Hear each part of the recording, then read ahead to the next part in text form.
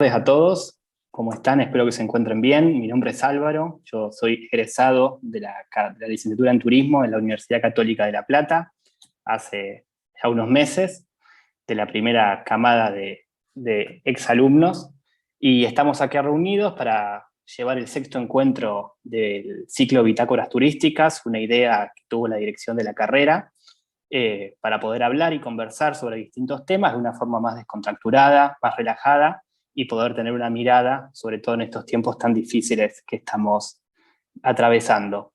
Ronit es la directora de carrera, que hoy en día está con unos problemas técnicos de internet, por eso me dio la palabra a mí desde el comienzo. No sé si Ronit, si querés saludar, si podés hablar algo. Gracias, Álvaro. Disculpen que no les di la bienvenida institucional, pero sí estoy con algunos problemitas técnicos.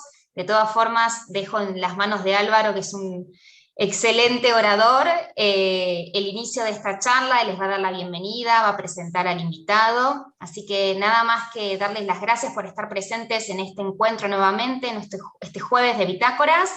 Que lo disfruten mucho. Y bueno, acá estoy cualquier consulta que quieren hacer en el chat, pero Álvaro, siga nomás. Perfecto. Bueno, antes de comenzar, agradecerles a todos los que se conectaron por participar. Hoy tenemos una charla muy interesante sobre un tema realmente complejo, que siempre, en condiciones normales también, relacionado a lo que es el empleo en la actividad turística, pero bueno, como dije, en los momentos que estamos atravesando, aún más complejo aún. Así que agradecemos a Rodrigo. Rodrigo va a ser el orador del día de hoy. Él es licenciado en Economía, recibido en la Universidad Nacional de La Plata, tiene una maestría en Finanzas Públicas, también en la Universidad Nacional de La Plata, y es profesor de varias materias, tanto de grado como de posgrado, en nuestra casa de estudio. Él es del Bolsón, del sur del país, por lo tanto también seguramente, como vamos a escuchar, varios de los ejemplos que nombre son de esa región, una región bien turística de la Argentina, y bien posicionada no solamente a nivel nacional, sino a nivel mundial.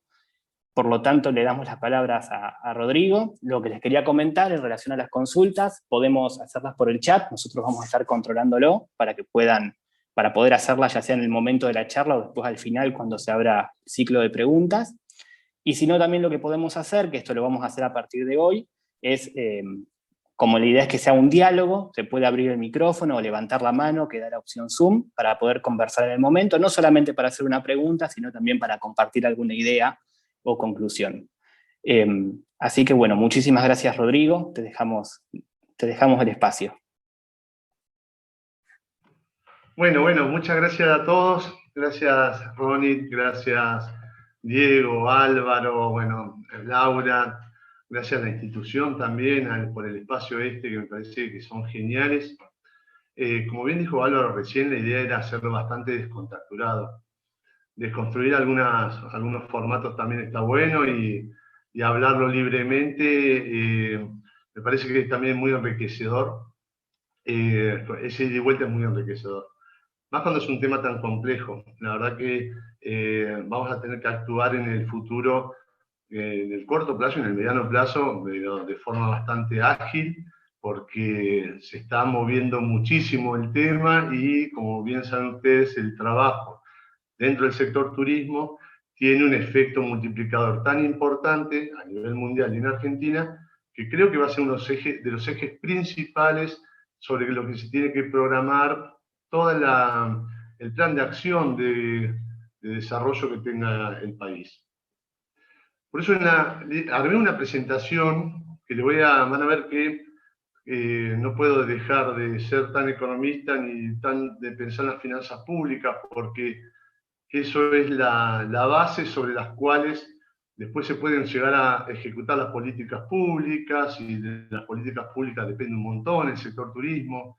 Así que es importante no disociarlo y tener una dimensión, o por lo menos tocarlo, de ver cómo está, cuál es el status quo hoy que hay a la hora de poder llegar a implementar un programa nacional de desarrollo del turismo y de todos los ejes que conlleva y que tiene actividades correlacionadas que tiene el turismo.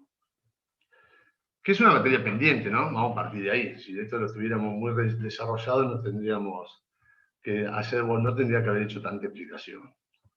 Como bien dijo Álvaro, yo soy del sur, me vine a estudiar hace tantísimos años, y en búsqueda de las universidades, en ese momento no había tantas universidades como hay hoy, desparramadas también por allá, por esa zona, así que no tuvimos tantas carreras.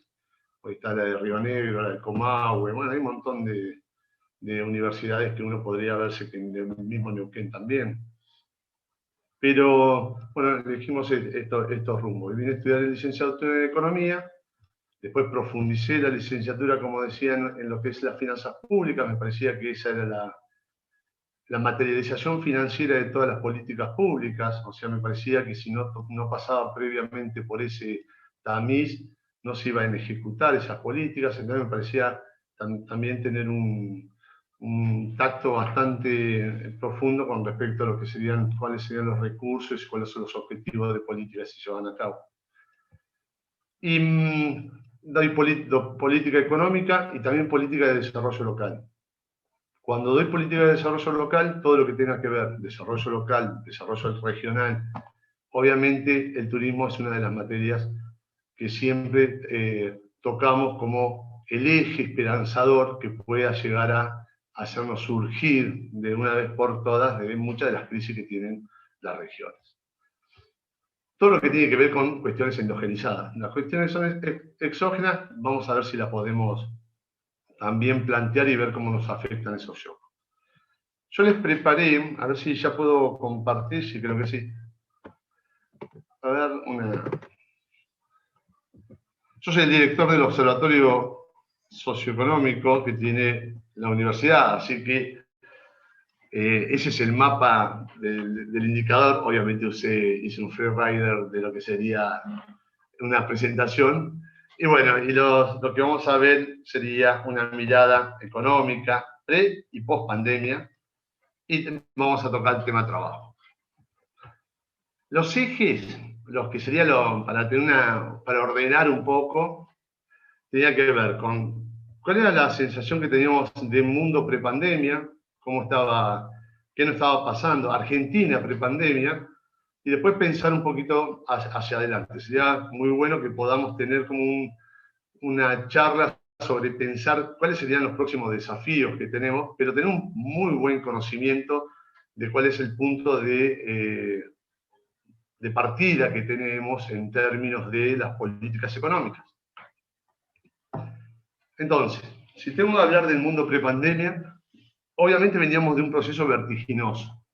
O sea, se hablaba en el advenimiento del fin de siglo, se hablaba de la revolución tecnológica, una revolución tecnológica que demoró su tiempo o demoraba su tiempo en aparecer, no fue tan fuerte como se pensó en un momento, básicamente por la desigualdad también que tenía el mundo, el concepto de globalización, o sea, cómo se empezaba a pensar ese nuevo mundo, o sea, las caídas del muro de Berlín, o sea, todo cómo el mundo se estaba comportando y cómo venía encima desarrollando este shock, este boom, que iba a ser transversal a todas las producciones que tenía que ver con la tecnología. Entonces, por lo menos nombrar o entender que veníamos de un proceso antes de la pandemia, que tenía que ver con un desarrollo tecnológico tremendo, que aumentaba las productividades de todos los factores a la vez. Obviamente depende de la elasticidad, de la sensibilidad que tenía cada economía también para capitalizar ese boom. El imperativo en medio ambiente y climático, o sea, el pensar en esos objetivos del milenio, o sea, no solamente el qué, sino el cómo teníamos pensado como mundo llevar a cabo nuestros objetivos, o cuáles eran las nuevas formas de desarrollar las políticas. La globalización, como decía, el cambio de método de comercialización, los cambios demográficos, etc. Los cambios de método de comercialización, o sea, hace 20 años atrás, 30 años atrás, gran parte si nos ponemos a pensar en Argentina, voy a admitir acá, recuerdo que no había posibilidad alguna de cobro en economías lejanas a lo que serían los centros de país, de hacer una transacción, por ejemplo, por una tarjeta de crédito o débito. O sea, no estaban desarrollados esos medios de pago porque tampoco había detrás una tecnología que lo sustente. O sea, ahí te ibas a Mar del Plata desde acá y no tenía señal en el celular en todo el camino. O sea, no era... Yo siempre en las clases decía que el único satélite que pasaba por la Patagonia era la Luna, así que no había mucha chance de comunicación. ¿Sí? Parece que cada vez que acepto a uno, hago lío. Perdón, A ver, ahí va. Bien. Rodrigo, perdóname, yo los acepto, no te hagas problema. Ah, perfecto. Yo me encargo de eso, vos no te hagas problema. Bueno, muchas gracias. Entonces, este cambio que se venía sucediendo, obviamente, hace que las reglas del juego, la información que uno tenga que tener, la necesidad de un planeamiento y este desafío al entendimiento de tanto las consecuencias que podían llegar a tener en el corto, mediano y largo plazo, y la lectura de cuál debe ser la mejor estrategia para direccionar los recursos en mayor y menores resultados. O sea, hay un cambio, hay un shock, similar a lo que fue la revolución industrial. O sea, es cuando hay una variable transversal que aumenta en todos los factores productivos, aumenta la productividad y genera ese boom de desarrollo potencial. O sea, tiene que haber detrás una usina de conocimiento y de plasmar todo ese trabajo para que genere el aumento de la productividad, pero necesita una planeación de corto, mediano y largo plazo, y si quieren una estrategia y una inteligencia consensuada de cuáles son las próximas líneas de acción. Esto me resulta importante porque muchas economías, viendo esto, pusieron en presupuestos plurianuales líneas de acción consecuentes o políticas de Estado para poder llevar adelante los cambios necesarios mirando no solamente el corto plazo, sino el mediano y el largo plazo. Cosas que algunas economías menos desarrolladas, pero teniendo un concepto amplio de lo que sería el desarrollo, han tenido el tiempo, la capacidad para ponerlo arriba de la mesa. Como sector humano intensivo, el turismo se ve profundamente afectado por estas transformaciones tecnológicas y sociales y ahí está. Y van moldeando nuevos modelos de negocio. Sabíamos que venían nuevos modelos de negocio, patrones de consumo, cambio del valor del turismo en la dinámica de oferta y demanda, composiciones, segmentos, información, bueno, un montón de nuevas cosas que generaban posibilidades y oportunidades siempre y cuando también esté en el mercado la otra fuerza, la oferta, la demanda, que reaccione a la solicitud de esta nueva iniciativa. Ahora, cuando vemos ahora Argentina prepandemia y parémonos un poquitito acá y les digo, bueno, hagamos un poco de historia contemporánea, los últimos 50 años. Ustedes saben, o les cuento rápidamente, Argentina en los últimos 50 años tuvo 5 monedas. O sea, Argentina tuvo en toda la historia, en los 170 años de la Constitución histórica, hasta hoy, tuvo 5 monedas. Bueno, en los últimos 50 años tuvieron las 5. Y eso habla de, lo que quiero mostrarles, bueno, cuál es realmente la posibilidad de planificación o la posibilidad de mirar ese mediano y largo plazo que hay cuando venís de una situación cíclica tan pronunciada, donde va marcado muchas crisis. Esas crisis económicas tienen efectos tremendos, dependiendo de la vulnerabilidad manifiesta que tenga cada uno de los sectores. Cuando vos tenés un sector que está muy atado al comercio internacional, o tenés un sector que está muy atado al sector cambiario, que es tan importante en la matriz productiva por la generación de divisas que hace, pero tan sensible también a estas variaciones, hay veces que la demanda reacciona de una manera y la oferta no puede acompañarla, por calidad de servicio, por prestaciones, por sostenibilidad, etc. Entonces, me parecía importante decir, bueno, pensemos un poquitito en esto, que no muchas veces quizás nos detenemos a pensarlo, que es, bueno, Argentina en los últimos 50 años, estoy hablando de enero de 1970, Pastore cambia la moneda, el peso nacional, y pone una nueva moneda que va a durar casi más de toda la década del 70, que es el peso ley 1888. En 1983, ¿sí?, esa moneda, que la otra había durado 90 años, bueno, esta duró 13 años. En 1983 se fija una nueva moneda. Fue un periodo complejo en términos económicos, de inflaciones anuales, veníamos de inflaciones anuales de arriba del 200%, problema de desabastecimiento, crisis económicas a nivel, como decía, país, pero a nivel regional muy fuertes, migraciones de personas, ruptura de lo que sería este asentamiento cultural que nosotros tenemos tan rico en nuestro país. No es lo mismo la empanada que se hace en Córdoba que la empanada que se hace en Tucumán y en Salta, y eso habla de una riqueza hermosa que tenemos como país, que habla de una pluralidad cultural inmensa.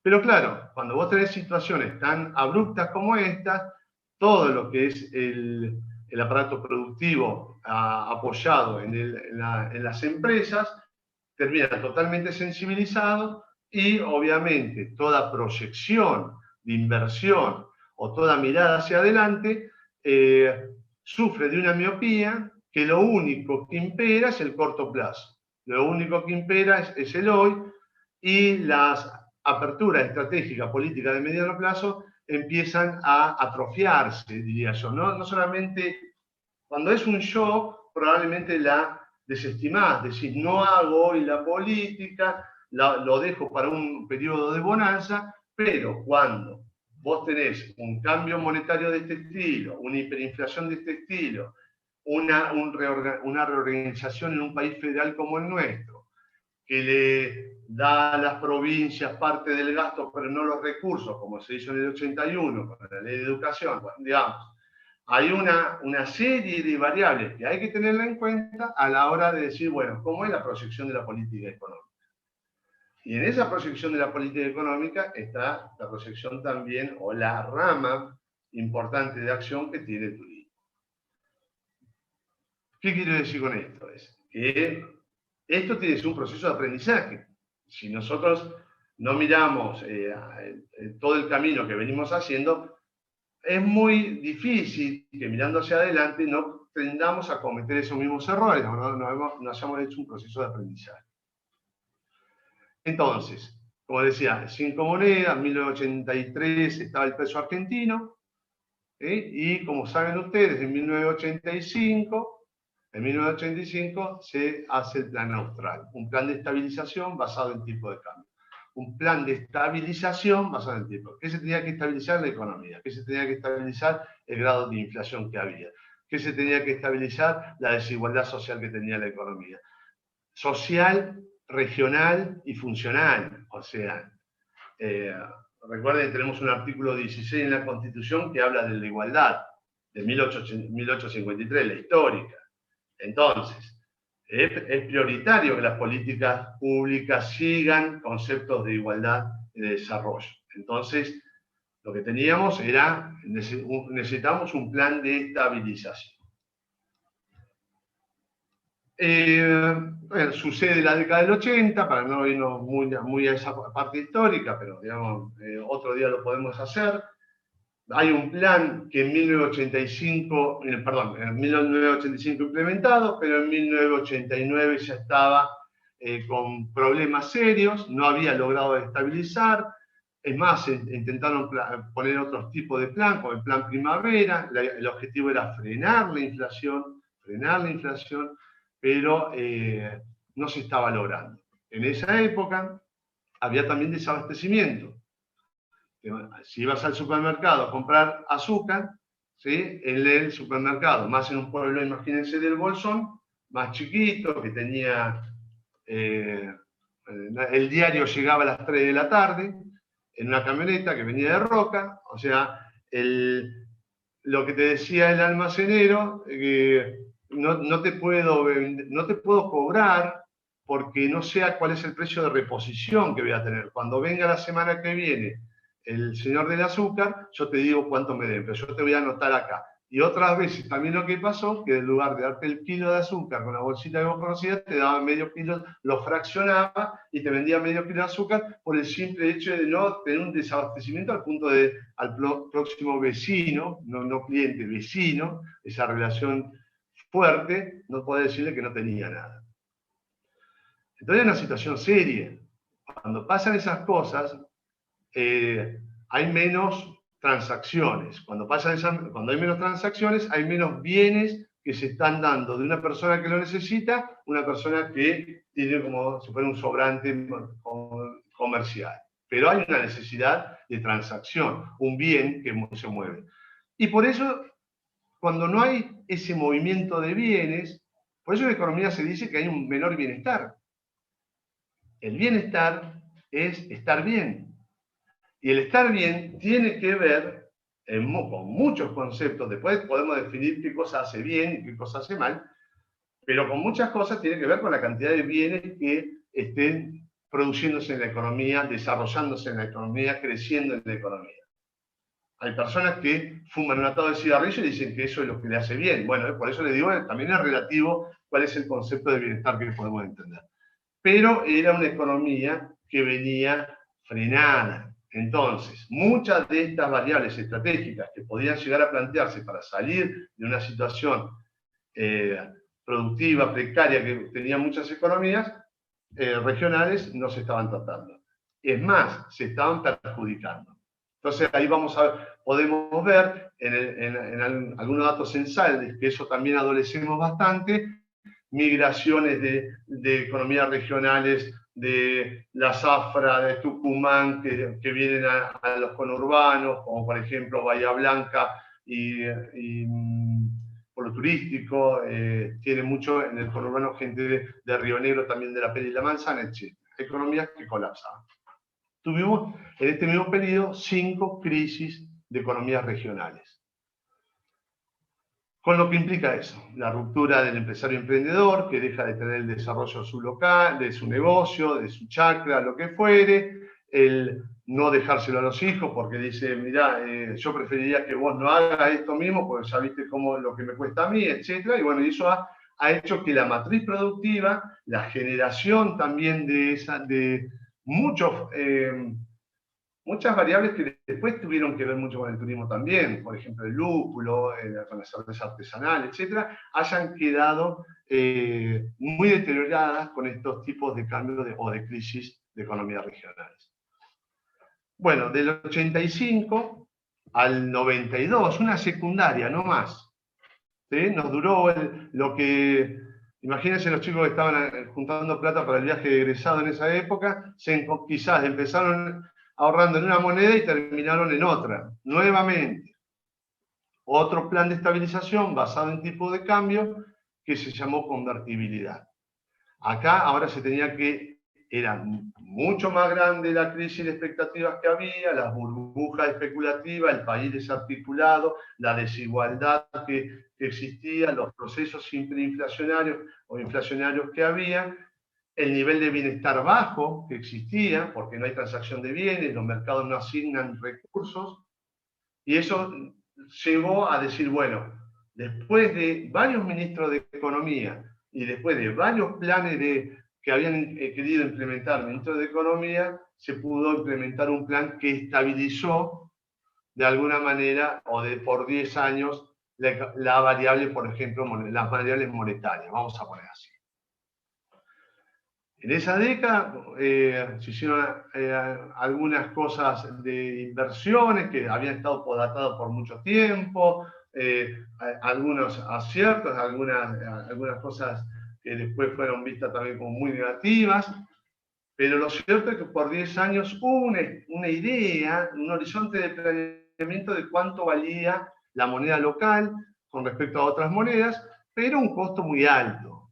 ¿Sí? No podés, es muy difícil decir de un día para otro que tu moneda pasa a ser, por un compromiso de caja de conversión del Banco Central, una moneda fuerte de un país que hace centurias, que tiene una legitimación de cuidado del valor de la moneda. Salgo de esa época, vengo a la actualidad, me vengo rápido, porque si no me quedo mucho dando vueltas. Pero lo importante es que en los 50 años tuvimos 20 presidentes, 44 ministros de Economía, 39 presidentes del Banco Central. O sea, esto muestra que Argentina, pre-pandemia, tiene problemas grandes de planeamiento económico, de planificación, de horizonte de planeamiento, de mirar reglas de juegos para proyectos de mediano y largo plazo. Entonces, eso es una de las cosas que también me parecía importante pensarlas, decir, bueno, ¿qué nos pasa en prepandemia? ¿De dónde venimos? ¿Cómo venían todos los sectores, también el turismo, cómo venían las economías del interior? ¿Cuál era la posibilidad realmente de desarrollo? ¿Cuál es el empresario emprendedor que está en quién quedó a cargo de esa empresa emprendedora? ¿Cómo es el formato? Bueno, ese análisis tan rico que tiene que hacerse para crear un efectivo plan o un programa de desarrollo nacional. Entonces, lo importante del horizonte de planeamiento es clave. Saben que el dinero no vale lo mismo hoy que lo que vale mañana, tiene un valor intertemporal y hay que dar, para compensar esa intertemporalidad, cuando uno deja dinero y lo va a percibir en el futuro, tiene que dar algo que te interese. Eso se llama interés. Bien, perfecto. Y ahí esa es la compensación intertemporal que tiene una persona cuando deja de tener plata en el bolsillo para volver a tener el futuro. Muy bien. Ahora, cuando vos tenés la inestabilidad de variables monetarias como tiene Argentina aún hoy, cuando tiene la inflación que tiene, se encuentra con que muchos proyectos de inversión necesarios para impulsar este salto, digamos, para llevar un programa fuerte de desarrollo nacional, están minados o todavía no están maduros como para poder hacerlo. Por eso también nos cuesta pensar en una posibilidad de desarrollo sostenible. Entonces, ahí también nos ponemos a pensar en las acciones necesarias, por ejemplo, para cumplir objetivos de desarrollo sostenible,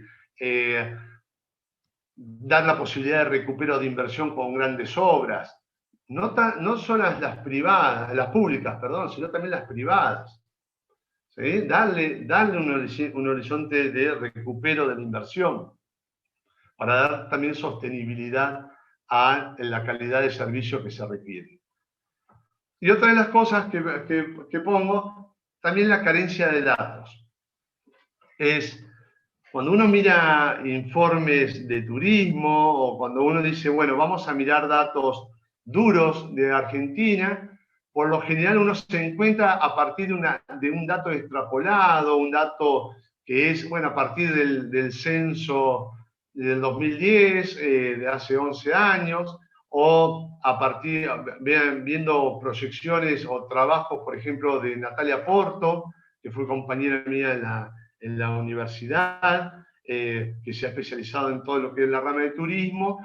También veo que muchas veces hace algunos cálculos, bueno, rebuscándose la posibilidad de decir, bueno, tengo que encontrar algún tipo de algoritmo que me permita reemplazar o visualizar reemplazar la carencia de datos. Entonces, esto también es importante, los productos brutos geográficos, cuánto es el producto bruto geográfico que tiene una provincia, cuánto es la participación relativa que tiene el sector, cuánto es, para decir, por ejemplo, cuánto genera el turismo en trabajo con respecto al comercio, es difícil, ¿sí? Hay algunas provincias que, según estudios, dan que tienen mucha más presencia el turismo en formación de trabajo que el comercio. Bueno, etc. La inestabilidad también tiene esa rivalidad a veces con los empleos que son públicos, en lugar de dejar a ese quizás persona que tenía un emprendimiento el desarrollo de su propia empresa y ese apoyo necesario para que desarrolle también con libertad ese trabajo. Sin duda alguna, la clave será, primero, la sinergia propia del sector turismo. El turismo tiene una sinergia terrible, tremenda, y la confección de un programa coordinado. Y esto ya más que ver con lo que sería en el posgrado de la teoría del desarrollo local y regional, o sea, la necesidad de coordinar estrategias entre empresas, gobiernos y la comunidad. Yo pongo la comunidad para no... Pero bueno, ahí pongan todo lo que tiene que ver desde lo cultural, no sé, los grupos minoritarios, o sea, pongamos toda la riqueza que tiene cada uno de los lugares, pero tener una participación realmente activa, no solamente la creación de una cámara, que muchas veces no termina resolviendo, o los que son los institutos parciales. Yo trabajé mucho tiempo en la Comisión de Economías Regionales, y cada vez que me reunía con los representantes del instituto, veían que los problemas eran obviamente de formación de precios, de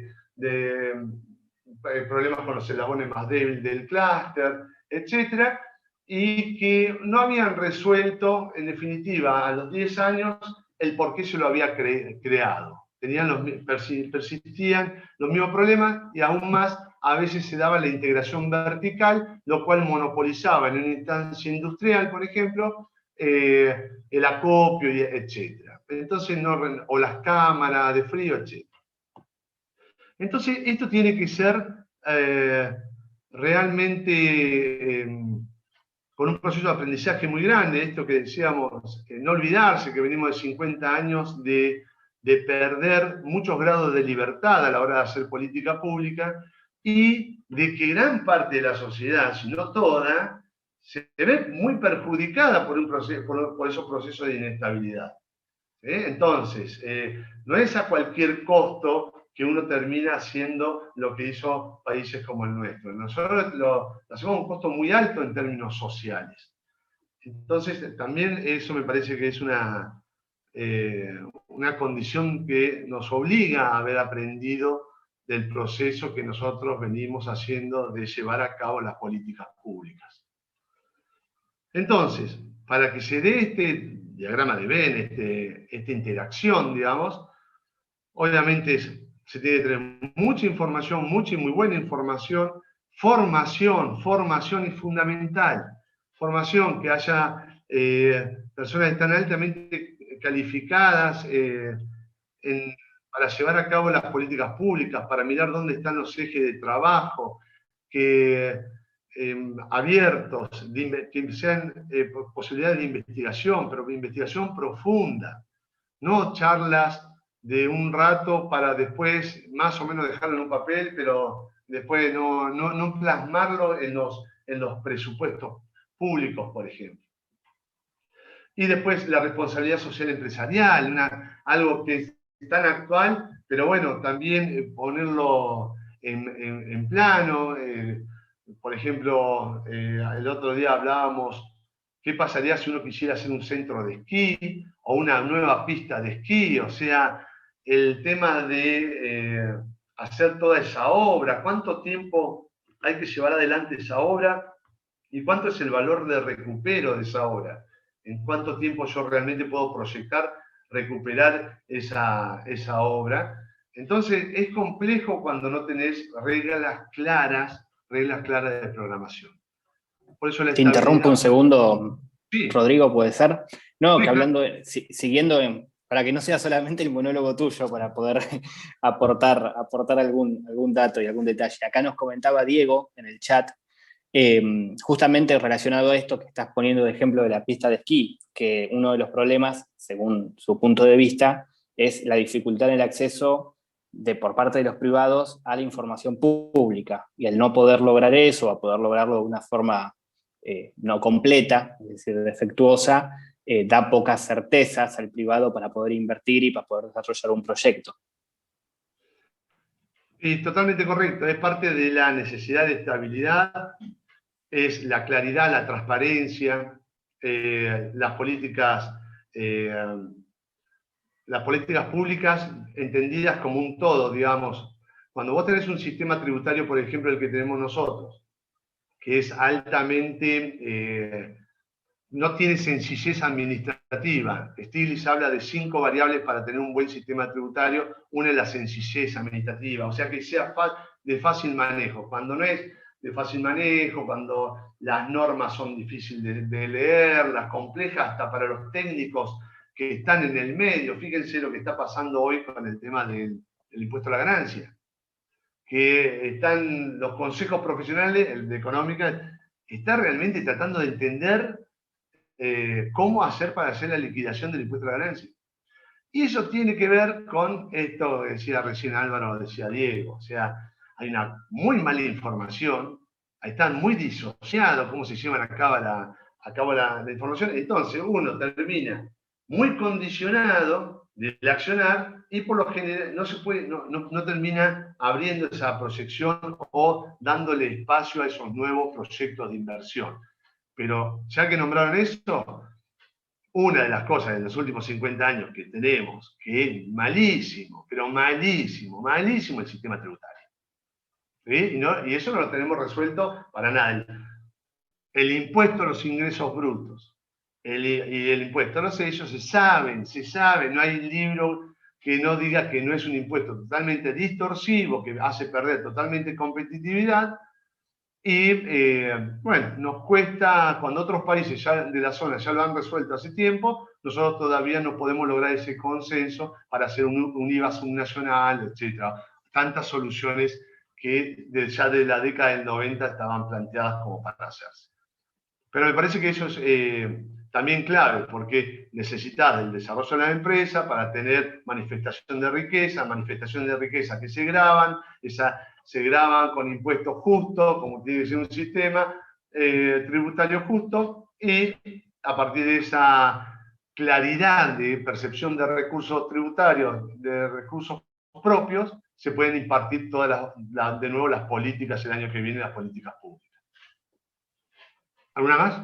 Voy. Sí, también ahí agregó Nazarena, recién en el último minuto, también un detalle importante que ella dice que es importante resaltar el nivel de informalidad que hay en la economía argentina, que se ve también porque por un lado hay sectores que tienen muchísima presión tributaria y por otro lado tenés una informalidad total. También hay puntos medios, por supuesto, pero sí, yo coincido con ella y es una inquietud mía también. Bueno, es justo lo que estamos diciendo del mal sistema tributario que tenemos. Cuando tenés un sistema tributario que no es justo, digamos, la única forma de que hace el obligado tributario, lo que termina haciendo es justicia por la mano propia. La justicia por la mano propia es tener alguna maniobra elusiva, si es a través de un amparo legal, o evasiva, si es a través de una maniobra fraudulenta, para no hacer el pago de esos impuestos que lo considera que no lo puede llevar adelante. Entonces, la otra, cuando vos tenés un sistema confuso, cuando no es claro el sistema, generás también esos espacios grises de cumplimiento. Entonces, lo mejor que tenés que hacer vos es tener un sistema simple, sencillo, justo, de tratamiento impositivo, claro, cosa de fomentar la cultura tributaria. Entonces, vos decís, con eso, las reglas están claras, administraciones tributarias del mundo, cuando vos vas a abrir un negocio, te mandan una persona de la administración tributaria y te asesoran todo lo que tenés que hacer, en los 6 meses te hacen un seguimiento, después te ponen un estudiante avanzado para que haga el acompañamiento si vos necesitas por algún tiempo de hacerlo. O sea, hay una forma mucho más amigable de llevar a la cultura tributaria. La otra es, en lugar de tener una precisión a la hora de imponer materias imponibles, ser totalmente, digamos, tirarle con un amplio espectro, o sea, generar trampas de recaudación. Entonces vos retenés, percibís, a cuenta, lo que fuera, y no das mucha claridad de cuánto es realmente el tributo o los impuestos que vas a pagar en el año. Y fíjense que nuestro país está basado principalmente en esos tipos de recaudación. ¿Sí? Recaudaciones. Si yo les pregunto a ustedes cuántos impuestos nacionales conocen, estoy seguro llegaremos a los 15, 20, pero bueno, no vamos a llegar mucho más que esa cantidad y les aseguro que son muchísimo más. Entonces, eso es una de las, lo que hay que lograr. Pero para eso, como ustedes bien saben, Cámara de Diputados, se tiene que tratar ahí, Cámara de Origen, seguir un proceso en la legislatura que requiere una información y formación muy grande para llevarlo adelante. Bien. Perfecto, Martín. Bueno, entonces, entiendo que los ejes resultantes y sostenibilidad del plan que se tiene que generar, o sea, como aprendizaje de estos 50 años que tuvimos, como también aprendizaje del cambio que se está haciendo a nivel mundial y que nos obliga a nosotros a cómo nosotros nos vamos a posicionar frente a esos cambios, teniendo en cuenta las fuertes ventajas comparativas que tenemos. Tenemos un país que no solamente tiene unas ventajas tremendas con el comercio internacional, sino que lo necesita por su condición geopolítica en la que se encuentra, necesita estar muy abierto y con muy buenas relaciones a lo que sería el comercio internacional, porque dependemos y tenemos una riqueza muy grande como para compartirla. Entonces, tenemos que estar orientando los proyectos a líneas de acción que tengan que ver con infraestructura y política económica, dar horizonte de planeamiento de la política económica, que se pueda saber cuánto es el dólar, no sé, o cuánto se espera, al punto de olvidarnos cuánto va a valer el dólar dentro de 2, 3, 5, 6 meses, que el dólar sea simplemente la moneda que tiene un país del mundo, como lo es la hryvnia de Ucrania. Ustedes no están pensando todos los días cuánto vale la hryvnia de Ucrania o cuánto vale el rand de Johannesburgo de Sudáfrica. Entonces, esto es más o menos lo mismo, es parte también de este golpeteo psicológico que hemos tenido, es decir, la moneda fuerte, plan de estabilización, un plan, se va a adaptar esta moneda. Entonces, claro, hay una idea de que cuando se mueve la variable local, vos decís, bueno, si la otra es la variable fuerte, todos corremos la variable fuerte. Y bueno, eso esas expectativas no son autogeneradas, también hay una responsabilidad de la clase política de sí mismo. No, vamos a dejar de cometer estos mismos errores, vamos a dejar de tener que mirar la moneda de otro país que sirve para el comercio en otro país y vamos a concentrarnos nosotros en nuestra moneda y no vamos a dilapidar ningún variable nominal más. O sea, ya venimos de haberlo hecho 5 veces cuando otros países no lo han hecho. Y más países vecinos nuestros han mantenido la moneda y se encuentran con monedas con números más grandes. Sí, Chile se encuentra con unidades monetarias mucho más difícil, digamos, a la hora de la contabilidad, pero no tuvo esta, si quieren, estos vaivenes en términos monetarios. Perú, por ejemplo. Perú es un país que el nuevo sol en la década del 90 valía igual que en Argentina $1. ¿Sí? Y cuando o Brasil tenía el real también puesto un real, $1. Pero ahora cuando uno mira, bueno, pasando todas las cosas que pasaron, países que están muy cercanos, que han tenido también los problemas, si quieren, geográficos, políticos que tenemos nosotros. Es más, vemos también que han tenido problemas graves en términos de sus democracias, de corrupción, etc. Pero cuando ven los variables, cuánto vale hoy un nuevo sol, se encuentran que vale menos de 10 pesos, vamos a ponerlo para pero debe valer 3,50. Y el real 15, si no me equivoco. O sea, no ha pasado nuevamente ese problema de movimiento de precios que a veces vemos nosotros que perjudican tanto a la inversión financiera. Cuando digo política económica hablo de esto, esta posibilidad de anclar algunas variables y dar horizonte de planeamiento. Cuando hablo de infraestructura, hablo de rutas, puertos, aeropuertos. Eso en términos de posibilidades directamente de cloaca, de tratamiento discretas, cuestiones del ambiente. O sea, hay muchas cosas que se dejan de hacer simplemente por estos costos de la inestabilidad que tiene la política económica. Por eso me parece, vuelvo a repetir, ¿por qué me viene tanto por este lado? Porque quizás es un ejercicio que no muchas veces hacemos, de decir, bueno, es compleja la situación en la que estamos, y estar preparado y tener conocimiento de toda esta situación es una de las cartas más importantes que vamos a tener nosotros para diferenciarnos, para no cometer en mesas de enlace o en las mesas de trabajo en las que participemos, que no se tiendan a cometer errores que ya sabemos que no tienen una buena solución. Servicios y equipamientos, todo lo que tiene que ver con el tendido de servicios, la conectividad, todo el mantenimiento que se tiene que hacer de eso, también requiere una proyección de mediano plazo, la posibilidad de competencia, no crear monopolios para que vengan a radicarse. ¿Se acuerdan que en una época teníamos partido el país entre las telefonías del norte y las telefonías del sur? Bueno, eso se hace cuando vos no tenés no sos muy tentador. Cuando vos sos tentador, no necesitas poner tantas reglas o perder tantos grados de libertad a la hora de hacer política económica.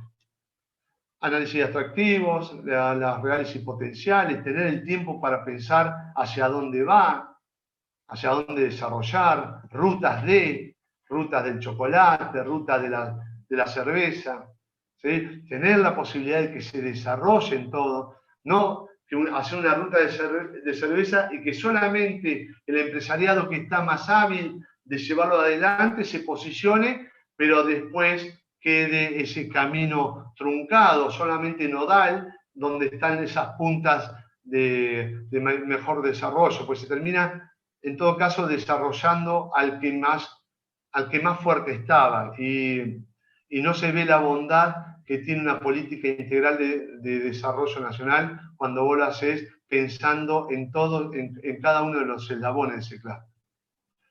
Bien, la población local, desarrollo local y regional, evitar las migraciones.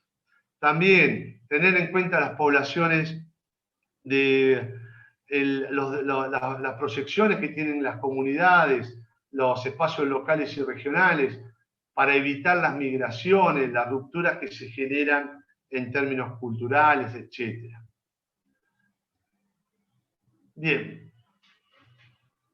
Como desafío, ya cerrando, digamos, algunas ideas, y después vamos a todas las preguntas que sean necesarias. Sabemos que el sector es trabajo humano intensivo. Puede ser que mute un poco con la tecnología y que esa productividad crezca en algunos sentidos, pero es un generador de trabajo directo y multiplicador de trabajo importantísimo el turismo, y nosotros tenemos un problema de trabajo muy grande. Nuevamente, si quieren, si vamos al sistema tributario, la informalidad muchas veces viene dada también por la inestabilidad de los ciclos económicos, de los ciclos propios que tiene cada lugar con respecto a la demanda de turismo, y también a la imposibilidad que hay de contratar personas temporalmente mientras esté la demanda alta, ¿sí? Y ese comportamiento totalmente necesario que tiene por la estacionalidad que tiene también el sector, no se puede llevar formalmente con los costos que tiene la informalidad, con los costos que tiene para la persona el no poder faltar un día si está enfermo, etc. O sea, todos esos costos sociales nosotros no los imputamos en ninguna cuenta, simplemente por no tener un buen tratamiento de lo que sería en este caso el mercado laboral, el mercado impositivo detrás del mercado laboral, etc. Entonces, muy importante también destacarlo. El turismo se ve profundamente afectado por las actuales transformaciones tecnológicas y sociales que van moldeando los nuevos modelos de negocio, patrones de consumo, cambio de la cadena, bueno, de valor del turismo, etc. ¿Qué hizo? Perdón, ahí está. ¿Qué hizo la pandemia? También aceleró un proceso que se venía dando. O sea, si había un proceso tecnológico que se venía dando, lo que vimos en el último año y medio es que eso se aceleró. El Bitcoin, las criptomonedas, o sea, el desarrollo de otra forma de pago, de otras plataformas de redes sociales que te muestran de un día para otro vivencias de ciertas personas que hacen un formato de propaganda y te dicen, en este lugar estoy viendo esto y me gusta. Bueno, eso va a generar una demanda de turismo tremenda, tremenda. Además, las economías más desarrolladas del mundo han tenido que frenar el consumo propio de la pandemia, o sea, la demanda se frenó. Economías como Estados Unidos, economías como la China, que explican el 50% de hacia dónde crece el mundo, lo explican solamente esas dos economías. ¿Sí? Hacia dónde van a consumir, es muy importante observarlas, pero también, como tiene una propensión marginal a consumir tan grande, y el año pasado no pudieron explotar toda esa propensión marginal a consumir, hicieron una explotación de la propensión marginal a ahorrar. El 25% del potencial de consumo de Estados Unidos está frenado. Cuando una economía tan grande como Estados Unidos sale a consumir con ese 21% que lo tiene frenado, cuando se abra, es muy importante la elasticidad que tenga nuestra oferta para ser receptivo de toda esa demanda que va a salir en términos de turismo. Por eso me parece que, nuevamente, la capacitación, la atención a estas cosas es clave. Es clave. Hay que prepararse mirando hacia adelante en el mediano y corto y mediano plazo, para poder llegar a atender a esto. Y exigir a cada nivel de gobierno una visión compartida, por más que nosotros entendamos que este es un momento muy difícil que tiene el país por lo que implicó la pandemia, que esté a la altura de las circunstancias para pensar cómo son la mirada hacia adelante, porque de esa mirada adelante va a estar fuertemente condicionada las posibilidades de desarrollo que tenga el país. Entonces, esa va a ser gran parte del camino de salida que tenga Argentina en términos también de generación de empleo y de salir de la pobreza. La creatividad y la innovación, esto que hablaba, son las competencias clave en el futuro del trabajo en el sector del turismo. El resultado, más que la automatización de los procesos, yo no creo que toda esta tecnificación y tecnología vaya a un sistema automatizado del proceso, sino que será lo que va a resultar, y por un largo tiempo va a haber una atención orientada al cliente y sostenibilidad de la calidad de servicio. Va a haber que estar apuntando más que nada a eso, a un producto diferenciado, a querer vivir la misma foto que vio en las redes sociales y tratar de sentir lo mismo que transmitió en algún momento, se transmitió en un momento por esa red. Y sostenibilidad en el tiempo, el compromiso con el medio ambiente, que no haya, sabemos que el turismo tiene a veces un costo fuerte con el medio ambiente, pero está el poder de policía que tiene el Estado para regular esas situaciones y mantener la calidad y sostenibilidad del servicio en el tiempo.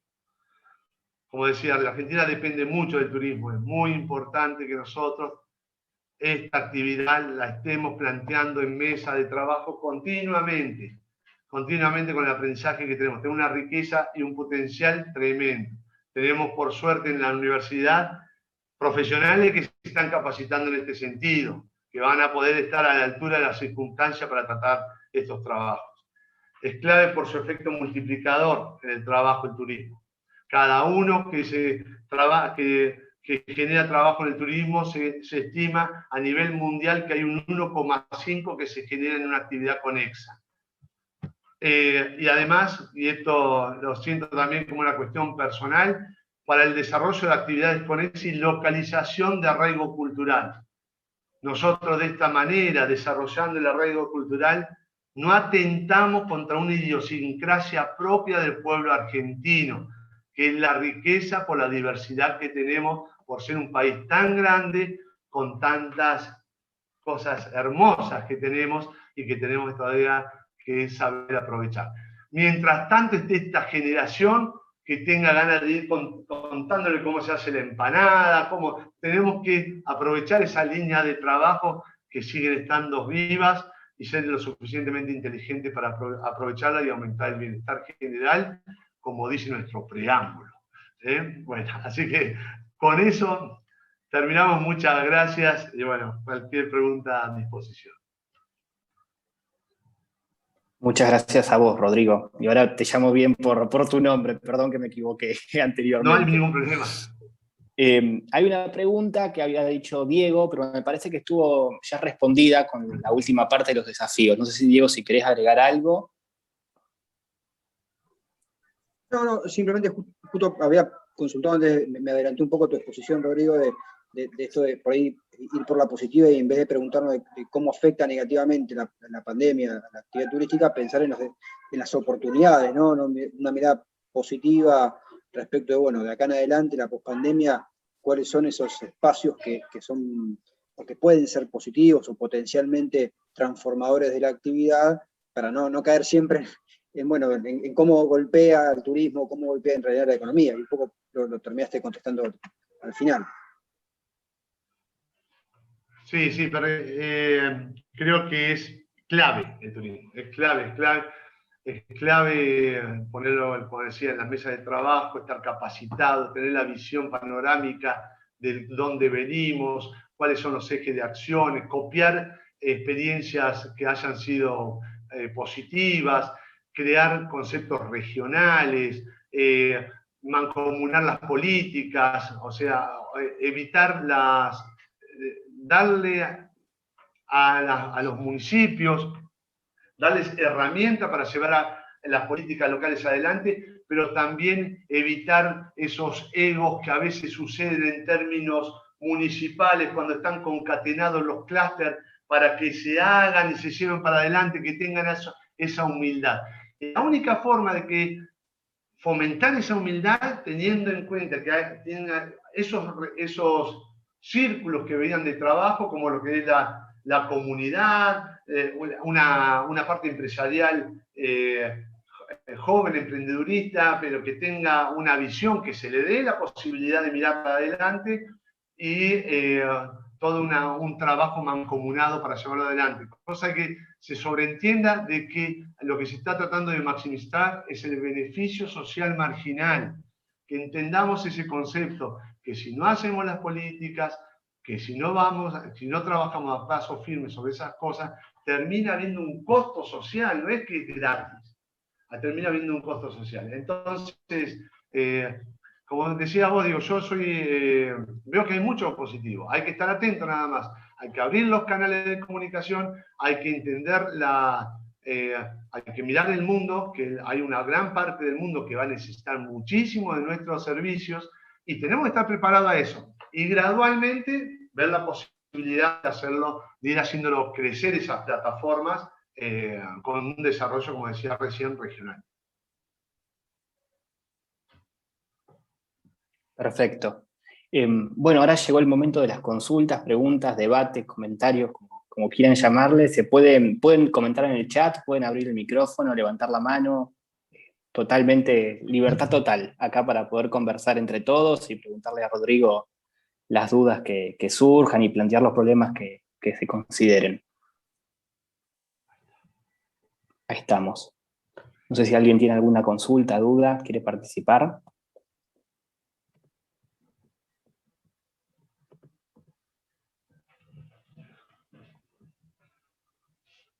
Me parece que no.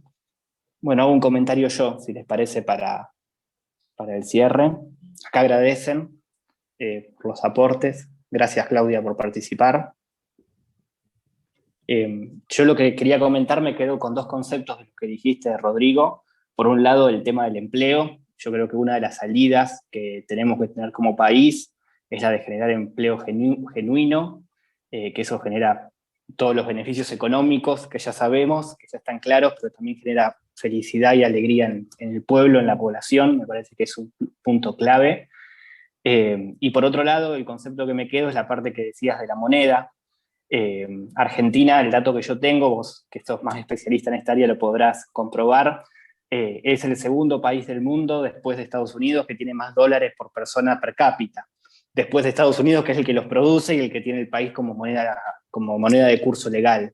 Entonces me parece que eso es un desafío muy grande a futuro, para que el argentino pueda realmente decir, bueno, voy a ahorrar en mi moneda, poder ver cómo se puede solucionar esa situación, porque eso genera, por un lado, desinversión, genera también y mucha desconfianza tanto para la inversión como para el ahorro, porque el pequeño ahorrista o el gran ahorrista ve la forma de hacerlo de una forma informal, que no genera nada de valor para el país, y lo que es la inversión, por la desconfianza no hay inversión y no hay progreso, no hay desarrollo y no hay empleo, volviendo a lo mismo. Entonces yo me quedo con esos conceptos que me parecen muy interesantes. Correcto, muy bien. Y esa es la cadena que uno ve, o sea, bueno, capaz que dice Argentina tiene una demanda de dólar de ahorro muy grande, bueno, capaz que no sigue dando vuelta, bueno, pero si vos tenés una cadena muy grande, una demanda muy grande de ahorro en dólar, todo lo que tendrías atrofiando después en el mercado interno, o sea, vos lo que tendrías que tener, no sé, tendrías que, en lugar de pensar en ahorrar ahí, si vos tuvieras un mercado, por ejemplo, de capitales interno desarrollado, invertirías en Edenor, invertirías en YPF, invertirías en, o sea, tendrías un acceso a otro mercado que eso tiene después una posibilidad de hacer crecer el país, de lugar de hacerlo en la moneda de otro país, por el simple hecho de no tener confianza en tu moneda. Entonces, bueno, pero eso es una cuestión que nos va a costar tiempo. Y el tiempo y confianza.